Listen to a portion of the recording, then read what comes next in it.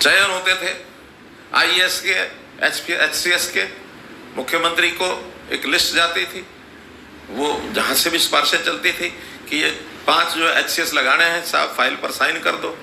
उसमें 2 मुख्यमंत्री के भी होते होंगे, किसी और के भी होते होंगे, भाई भतीजा सब, और 5 एचसीएस हर साल लगा दिए जाते थे। एक आईएएस हर साल मुख्यमंत्री के कलम से लगता था। हमने कहा क्यों, कौन सा पैमाना है मुख्यमंत्री के पास ऐसा कि जो माथा देखकर ये पहचान सके कि योग्य एचसीएस बनेगा तो योग्यता के आधार पर काम करेगा कि नहीं करेगा। हमने कहा बंद करो सब। हमने वो सारे एचसीएस सब एग्जाम जो एंटाइटल्ड हैं उनसे फॉर्म भरवाओ, एग्जाम लो, उस एग्जाम में जितने लोग लेने हैं उससे 5 गुना लोगों को बुला करके उनमें इंटरव्यू करो। इंटरव्यू में थोड़ा बहुत चीज देखनी होगी तो एचपीएससी देखेगा, उनको जो सिलेक्शन करनी है करेंगे, लेकिन कुछ योग्यता तो हो। आटे में नमक या नमक में आटा, अंतर बहुत होता है। मानो 25 में से 5 छांटने तो समझ में आता, 3000 में से कौन से 5 लेने हैं, तो कैसे माथा देख करके आप योग्यता नापोगे। तो हमने वो काम भी कर दिया। आईएएस भी जो जितने एम्प्लॉइज में से लिए जाते थे उन आईएएस को लेने के लिए भी हमने एग्जाम करा दिया। हमारे पिछले 5 साल के 5 आईएएस मैंने नहीं लगाए। 5 आईएएस चुनने के लिए 25 लोगों की लिस्ट यूपीएससी को भेज दी कि आप इनका इंटरव्यू लेकर के हमको 5 छांट के दे दो, हम आईएएस लगा देंगे। क्या हमारे पास सिफारिशें नहीं आती? खाली सिफारिशें नहीं, बड़ी बड़ी ऑफर्स, पर्ची और खर्ची जो शब्द प्रयोग किए हैं वो इसी के लिए किए हैं कि हमने नकल का खेल ये बंद किया है। पेपर लीक का प्रश्न आपकी तरफ से आएगा, है ना, लेकिन उस पर भी मैं और डिटेल में उतर दूंगा। दुर्घटनाएं कहीं भी हो जाती हैं, लेकिन दुर्घटना का कोई ना आगे हो, कोई अंधेरा मोड़ सड़क पर है तो उसको ठीक करो, उसके ऊपर कोई व्यवस्था ऐसी हो कि दुर्घटना आगे ना हो, ये तो हम करेंगे। लेकिन दुर्घटना हमने की है ये नहीं है। पिछली सरकारें दुर्घटनाएं करती थी जानबूझ के, घटनाओं को कोर्ट पकड़ता था। हम दुर्घटना हो जाए उसका इलाज भी स्वयं करते हैं। हमने 3 पेपर अपने आप रद्द किए हैं, कोर्ट ने रद्द नहीं किए। पिछली सरकारों में पीटीआई कोर्ट ने रद्द किया, आर्ट एंड क्राफ्ट कोर्ट ने रद्द किया, कितने एग्जाम कोर्ट ने रद्द किए। जेबीटी जो चुनाव जो हुआ एग्जाम, उसके अंदर कोर्ट के निर्देश हुए कि इनके दोबारा से थंब इंप्रेशन या हस्ताक्षर नमूने ये दोबारा से ले। जो खुद था उसको भर्ती करना, इंपर्सोनेशन में कोई आके बैठ गया, उसने पेपर दिया, उसको बाहर करो। तो ये सारे काम हम कोर्ट से बच करके कर रहे हैं। आगे हमने जो व्यवस्थाएं खड़ी की हैं वो 1 टाइम रजिस्ट्रेशन कर रहे हैं। ग्रुप डी के लिए, ग्रुप सी के लिए 1 टाइम रजिस्ट्रेशन, 3 साल में आप एग्जाम दे करके, एक बार एग्जाम देना है और उसका 3 साल तक आपकी मेरिट वो बनी रहेगी। और उसी में से बिना इंटरव्यू के ग्रुप डी का जो एग्जाम होगा उसमें बिना इंटरव्यू के एग्जाम होंगे। ग्रुप सी में भी जो 2 एग्जाम होंगे, इंटरव्यू नहीं होगा, बिना इंटरव्यू के उनकी नियुक्ति भर्ती होगी।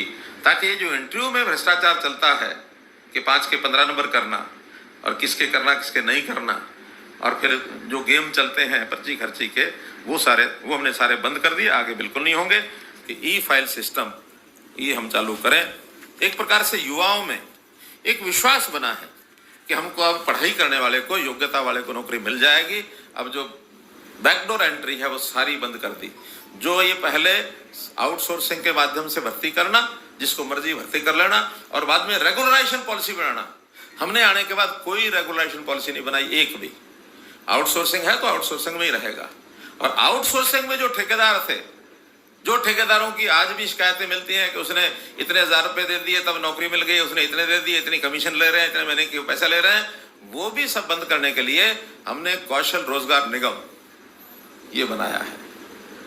रूल्स बन रहे हैं बहुत जल्दी। अब ये आउटसोर्सिंग के भी उस कौशल रोजगार निगम के माध्यम से लेंगे, ताकि वहां भी कोई सीक्वेंस, कोई सीनियोरिटी, कोई प्रायोरिटी ये तय की जा सके, एक सिस्टम बन जाए। ये नहीं कि मेरे डीसी रेट पर लगवा दो जी, मेरा ये करा दो जी, मेरा वो करा दो जी। आज भी वो खेल चलते हैं।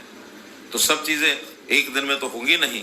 इन चीजों को ठीक करने के लिए एक चीज हमने, जो ये नकल वाला विषय है, इस पर एंटी कॉपिंग बिल इसी विधानसभा में बना दिया है कि अब कोई कॉपिंग करने वाला अगर कोई इस प्रकार का खेल खेलेगा तो 7 से 10 साल तक की सजा है, और खुद भी कॉपिंग करता हुआ कोई पकड़ा जाएगा उसको भी कम से कम 2 साल के लिए डिबार कर दिया जाएगा, जुर्माना लगेगा वो अलग।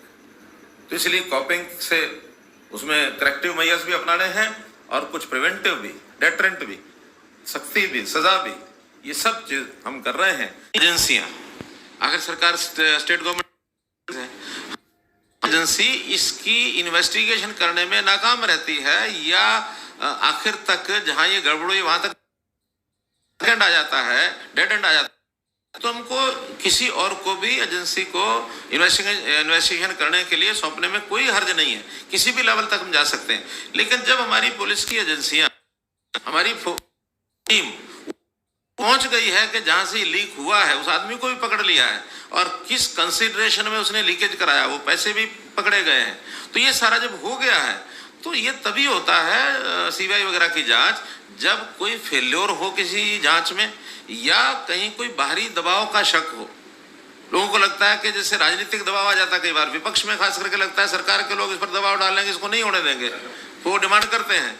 लेकिन जब इसमें कोई चीज है नहीं, सारा दूध का दूध पानी का पानी हो गया है, अब तो केवल चालान पेश करना बाकी रह गया। पुलिस चालान पेश करेगी और ये जो लोग पकड़े गए हैं, लगभग 28 के लगभग 30 के लगभग लोग पकड़े गए हैं, और इसमें जो जो डीलिंग्स हुई है पैसों की, वो पैसे भी जब्त कर लिए गए हैं, वो जो पेन ड्राइव वो भी जब्त कर ली गई है, पेपर जो है वो रद्द कर दिया गया है, उसका प्रत्यक्ष इसका किसी को लाभ नहीं हुआ है। तो आज कोई आवश्यकता है नहीं। हाँ, यदि आवश्यकता होती और हम किसी ऐसे कंक्लूजन पर न पहुंच पाते यानी हमारी एजेंसियां, तो हम निश्चित रूप से सीबीआई को भी दे देते। अब कोई आवश्यकता नहीं है।